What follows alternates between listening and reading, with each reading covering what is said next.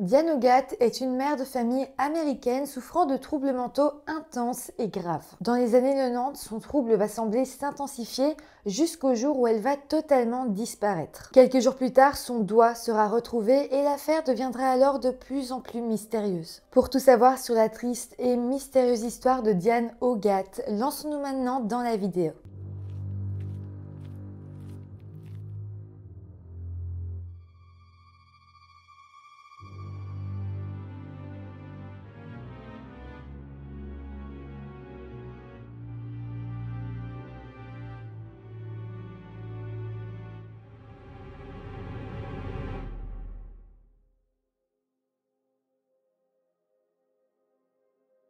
Hello tout le monde, j'espère que vous allez bien. Je vous retrouve aujourd'hui avec une histoire tellement bizarre et mystérieuse, ça en est vraiment dingue. En tout cas, j'espère que cette histoire vous passionnera et vous touchera autant que moi.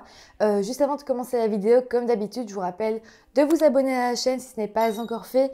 N'oubliez pas, dès le 1er avril, on commence un mois entier de vidéos. Il y aura une vidéo tous les jours pendant un mois. Et voilà, maintenant que tout ça est dit, lançons-nous dans la vidéo. Diane Hogat est née le 21 février 1958 aux États-Unis, dans la ville de New York. Lorsqu'elle était encore enfant, sa famille a décidé de déménager en Floride, dans le village d'Odessa, qui ne comptait seulement 8000 habitants. Là-bas, Diane s'est passionnée pour le camping, la pêche et la musique, et elle a eu une enfance très active et heureuse. Elle était connue dans le village comme la jeune fille à la belle chevelure rousse, avec toujours un sourire éblouissant. Malheureusement, dès la fin de son adolescence, les choses vont sembler aller un petit peu plus mal pour elle. Derrière son sourire qui était toujours présent se cachaient de très gros problèmes mentaux.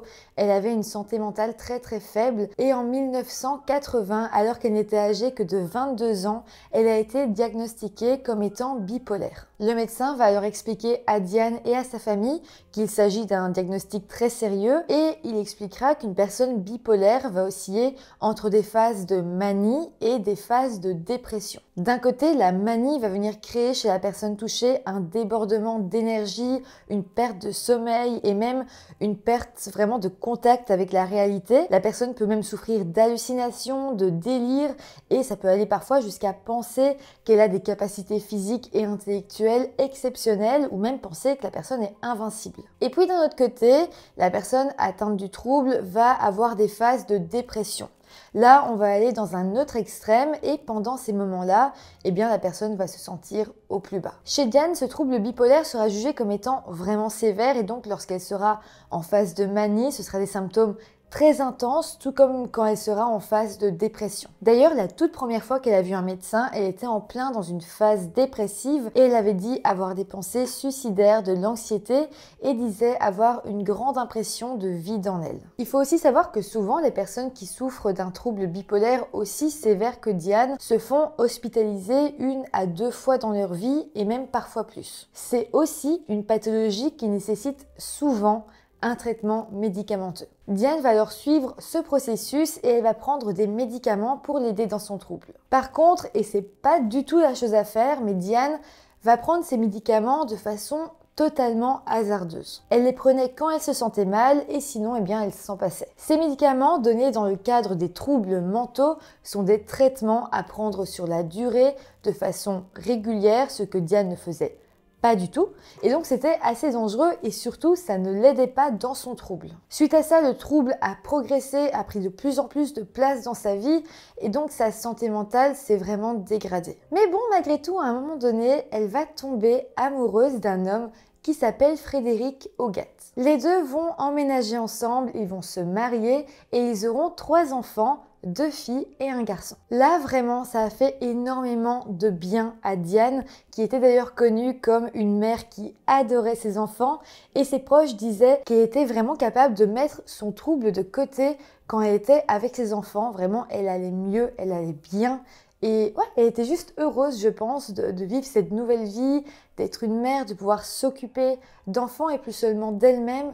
Donc il y a eu toute une période comme ça où elle allait beaucoup mieux. Diane était juste heureuse en tant que mère au foyer et c'est sûr qu'elle avait encore des crises de temps à autre et qu'elle avait besoin qu'on fasse un peu plus attention à elle, mais à ce moment-là, disons qu'elle était dans une très bonne période et que son trouble était plus facilement contrôlable. Mais bon, malheureusement, la vie continue et tout ce bonheur va devenir de plus en plus quotidien. La routine va s'installer et malheureusement, le trouble de Diane va la rattraper et elle va tomber dans l'alcoolisme. À ce moment-là, elle prenait toujours ses médicaments de façon toujours très hasardeuse et si on ajoutait à ça l'alcool et un moral encore plus bas, eh bien on peut imaginer que la bipolarité de Diane s'est d'un coup aggravée. Clairement, l'alcool n'est bon pour personne, mais lorsqu'il est mélangé au genre de médicaments que Diane prenait, il est réellement dangereux et peut gravement affecter sa santé mentale, mais aussi son corps tout entier. Pendant cette période, elle va alors être arrêtée des dizaines de fois pour des délits mineurs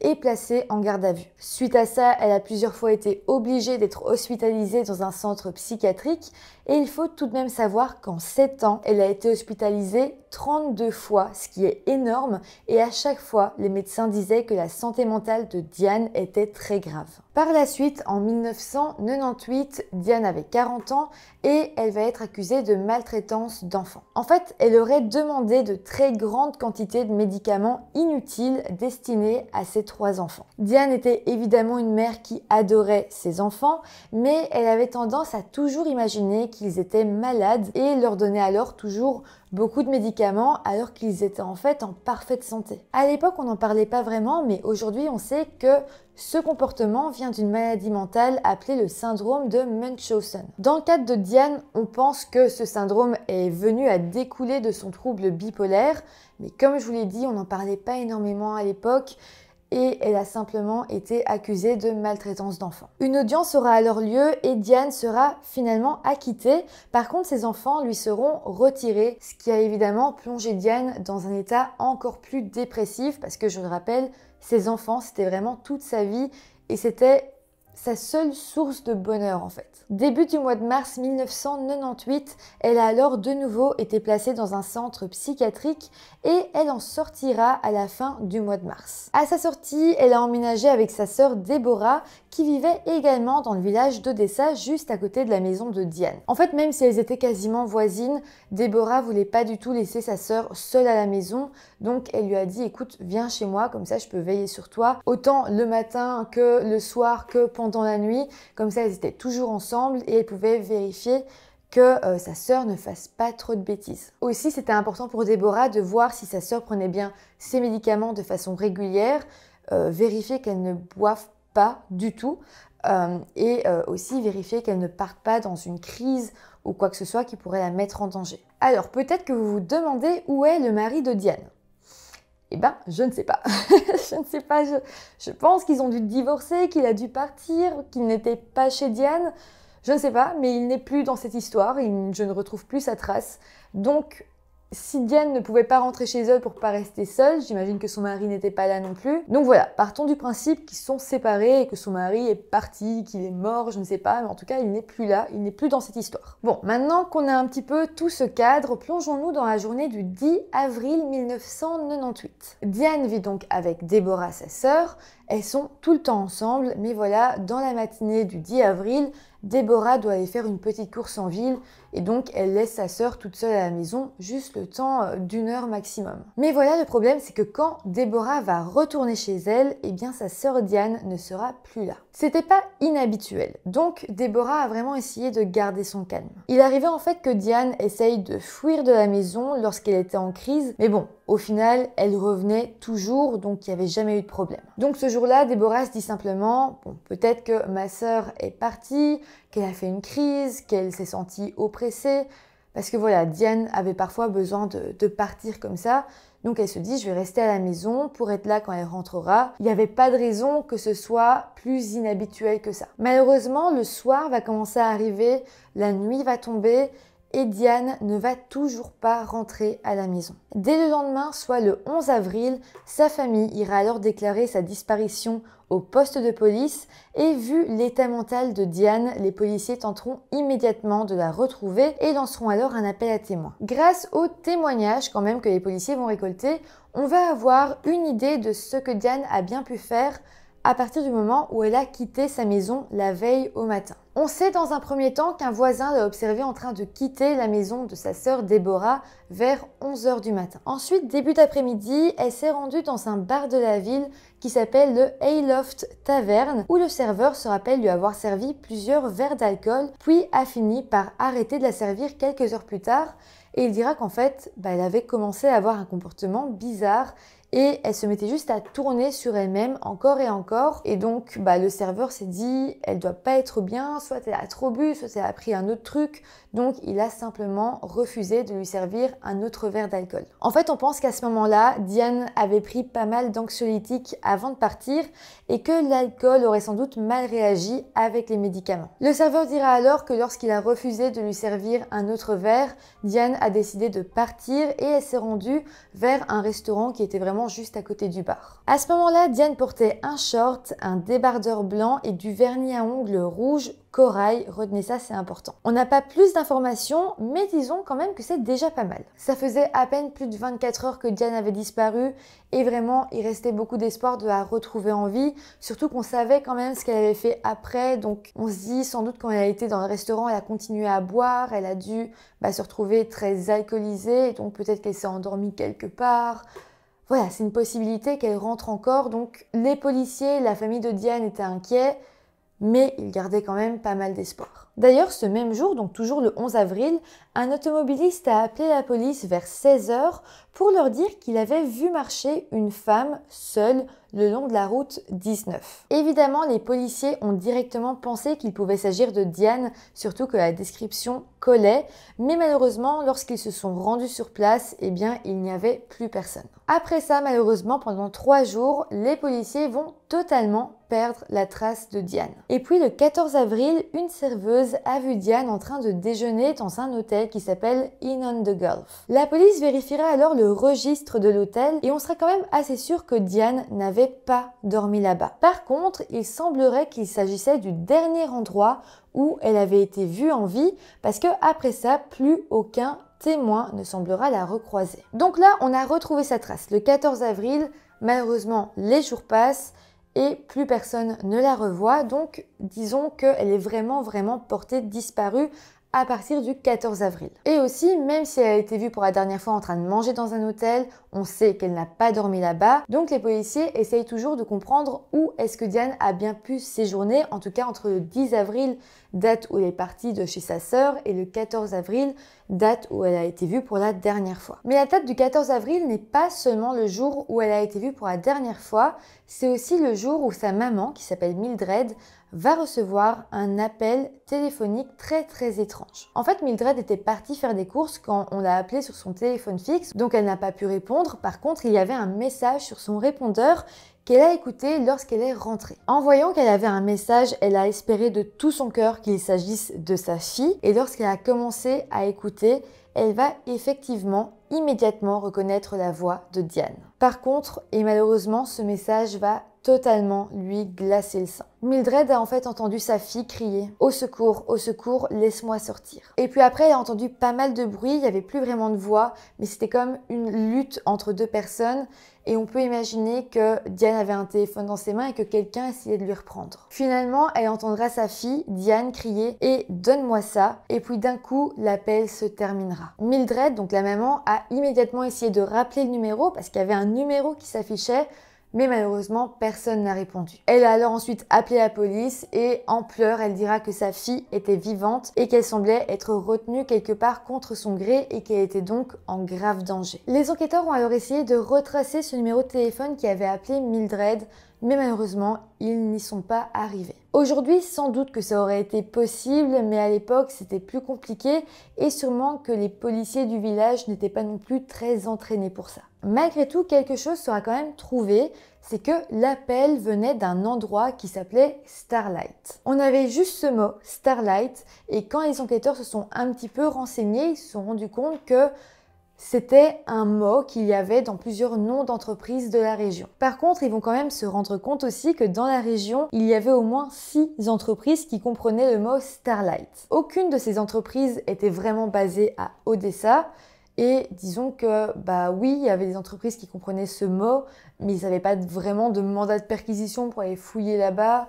Et ils n'avaient aucun indice de plus, donc vraiment, c'était une piste difficile à suivre. Donc voilà, malheureusement, ils ont fini par laisser tomber cette piste parce qu'en vrai, même si on avait l'impression que c'était un gros indice, bah, un mot ne peut pas aider à résoudre toute une disparition. Encore une fois, je précise qu'on est dans une petite ville, on n'est pas des enquêteurs qui sont formés de dingue pour ce genre de situation. Donc peut-être que si ça avait été une toute autre équipe, ce mot aurait pu donner vraiment quelque chose, aurait pu permettre peut-être d'aller plus loin. Mais ici, c'était compliqué et ils avaient peu de moyens. Donc les enquêteurs vont poursuivre leur enquête, mais autre part. Et là, ils vont faire une grosse découverte. Du 11 au 14 avril, donc les jours juste après sa disparition, ils vont apprendre que Diane a séjourné dans un hôtel qui s'appelle le Coral Sands Motel qui se situe sur la route 19.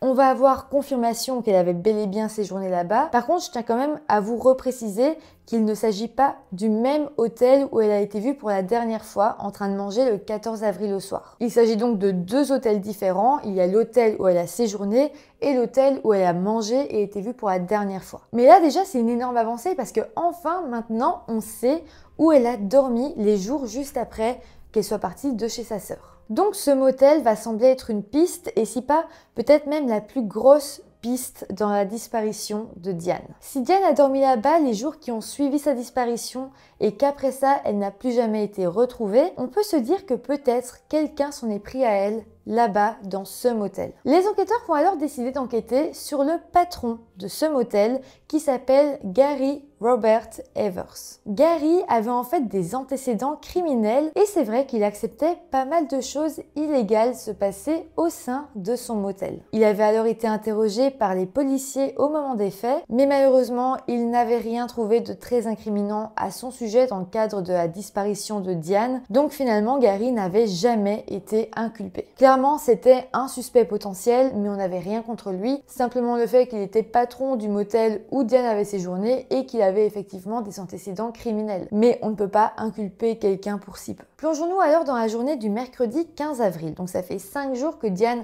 a quitté le domicile de sa sœur, qu'elle a disparu, et c'est la veille qu'elle a été vue pour la dernière fois dans ce restaurant. Donc ce jour-là, le mercredi 15 avril, une femme rentrait du travail à pied et elle marchait le long de la route 19 quand tout d'un coup, elle va voir quelque chose par terre qui va attirer son attention. Elle s'est alors approchée et elle a eu l'impression qu'il s'agissait d'un doigt humain, mais ça paraissait tellement choquant que c'est comme si son cerveau n'avait pas vraiment voulu le reconnaître et elle s'est dit « Non, ça peut pas être un doigt humain ».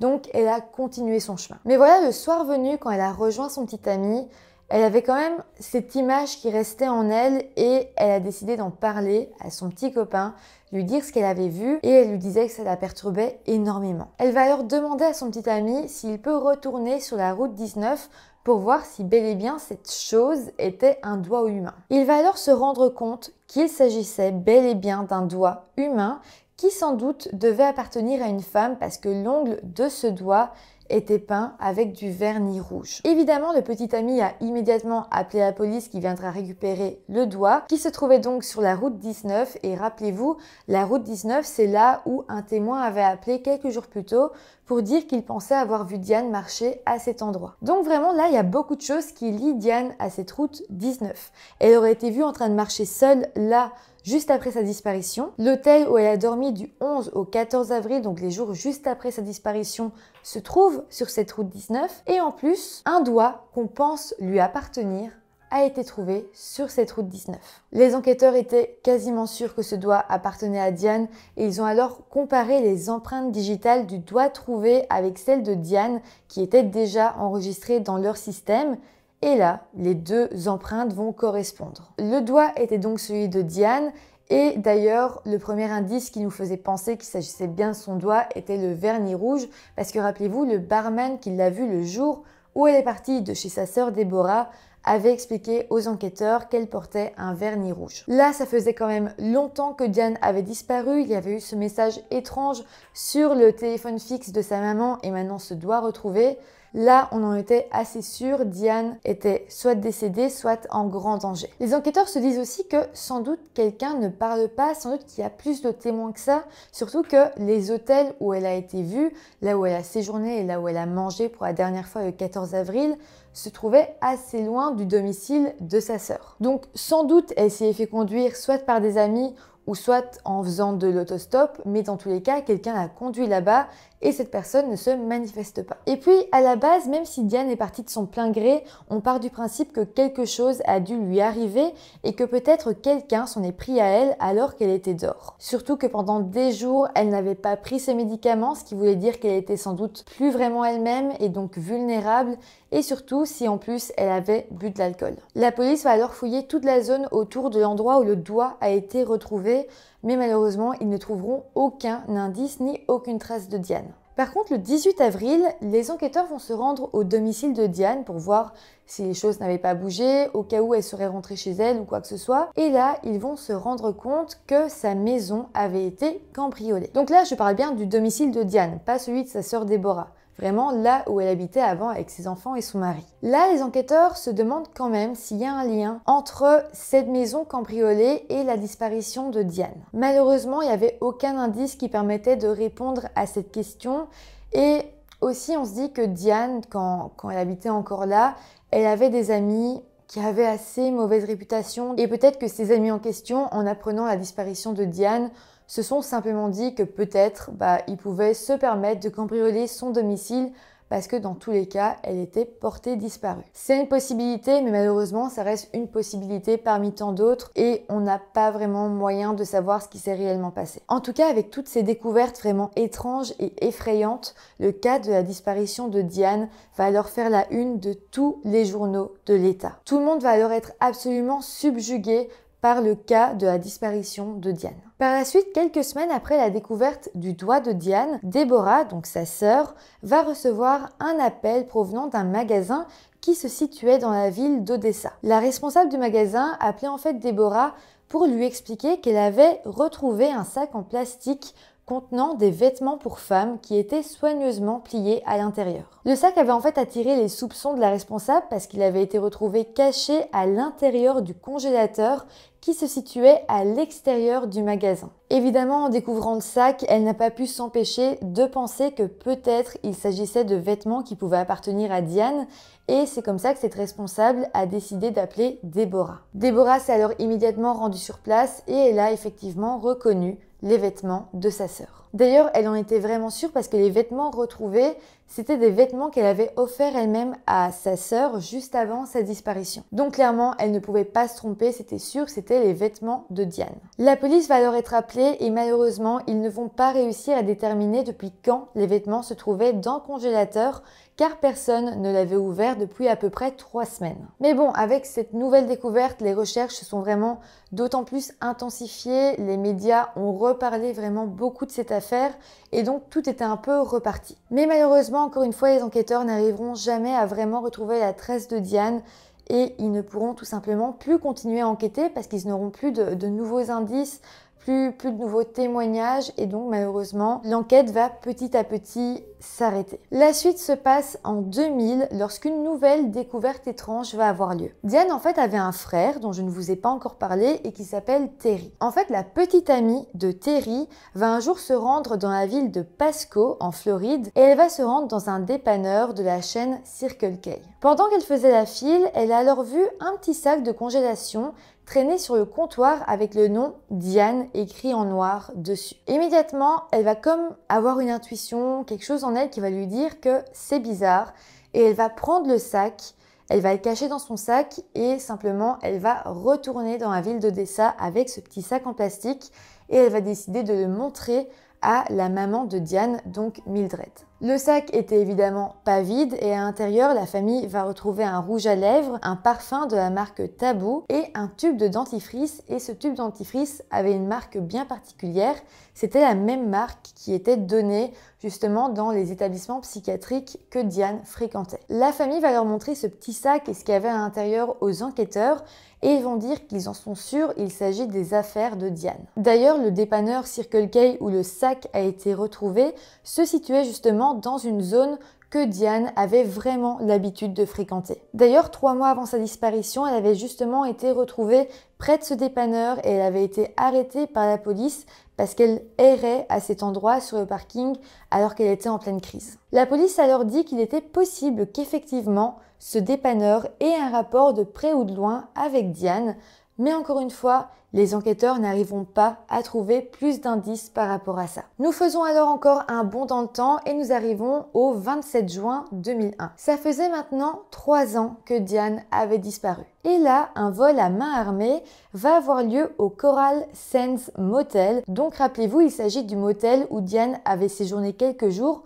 juste après sa disparition. Aussi rappelez-vous que le patron de ce motel, Gary Evers, avait été interrogé car il avait déjà un passé criminel à l'époque. Donc clairement, ce motel semblait être depuis toujours une des pistes principales dans la disparition de Diane. Pour en revenir au vol à main armée du 27 juin 2001, pendant le vol, les hommes armés qui portaient des masques ont battu violemment la petite amie du patron du motel, Gary. Gary, lui, pendant ce temps-là, a vite été chercher son arme à feu et il a braqué les braqueurs et donc ils ont finalement quitté le motel parce que ils avaient aussi peur que Gary leur tire dessus. Après ça, Gary a appelé la police, les enquêteurs sont arrivés et ils ont demandé à Gary s'il avait une idée de qui avait bien pu braquer son motel et il a dit que oui. Il pensait sincèrement que la personne qui l'avait braqué était en fait un homme de 26 ans qui s'appelle Todd Kamers. Et là, dès le lendemain, il a semblé que Gary veuille faire justice lui-même parce qu'il a retrouvé ce Todd, il l'a ligoté, lui a pointé un fusil sur la tempe et l'a forcé à avouer. Todd, lui, il a juré que ce n'était pas lui qui avait organisé ce braquage, qu'il n'était pas là, et ça a énervé Gary qui a finalement tiré une balle dans sa tête. Juste après ça, un témoin a appelé la police pour dire qu'il avait entendu un coup de fusil venant de chez Gary. Évidemment, les enquêteurs sont arrivés très rapidement et Gary a fini par être accusé du meurtre au premier degré de Todd. Un procès aura lieu et il sera prouvé que Todd n'avait rien à voir en fait avec ce braquage à main armée, qu'il était mort du coup pour rien. Et Gary, lui, sera accusé donc de meurtre au premier degré et sera condamné à la prison à perpétuité. Il a donc été incarcéré en 2004 et 8 ans plus tard, il est décédé en prison des suites d'une maladie. Pour les enquêteurs, Gary était vraiment le suspect principal dans l'affaire, surtout que la manière dont il a tué Todd de sang-froid comme ça laisse vraiment penser qu'il n'en était pas à son premier assassinat. Quoi qu'il en soit, il est décédé aujourd'hui, donc il ne pourra plus jamais avouer si oui ou non il a fait du mal à Diane. Mais voilà, disons que si il existe une piste, c'est la piste que Gary Evers aurait pu faire du mal à Diane. Mais c'est tout, c'est vraiment tout ce qu'on a. Ce qui est dingue dans cette affaire, c'est qu'il y a énormément d'indices. Il y a un appel téléphonique, on a eu un numéro de téléphone, on a eu un doigt retrouvé. Il y a des témoins qui ont vu Diane à plusieurs endroits. Et voilà, malgré tout ça, cette affaire est irrésolue aujourd'hui. Vraiment, je trouve ça dingue. C'est pour ça que j'avais envie d'en parler aujourd'hui sur cette chaîne. Et aussi, je me dis que si tout ça s'était passé aujourd'hui à notre époque, sans doute que le meurtre, la disparition en tout cas de Diane aurait été très rapidement résolue vu la quantité d'indices. Tout ça pour dire qu'aujourd'hui, les enquêteurs disposent de beaucoup plus de moyens qu'avant pour résoudre une disparition et j'espère, en tout cas c'est dans ce sens-là qu'on va, que plus les années vont passer, plus ce sera difficile de disparaître sans laisser aucune trace. En tout cas, j'espère que cette vidéo vous aura intéressé. N'hésitez pas à me dire en commentaire quel est votre avis par rapport à tout ça, quelle est votre théorie. Vraiment, ça m'intéresse. Comme d'habitude, je vais lire vos commentaires attentivement. Et puis, n'oubliez pas de mettre un petit pouce en l'air si la vidéo vous a intéressé, à vous abonner à la chaîne. Et moi, je vous retrouve très bientôt pour une nouvelle vidéo. Bye!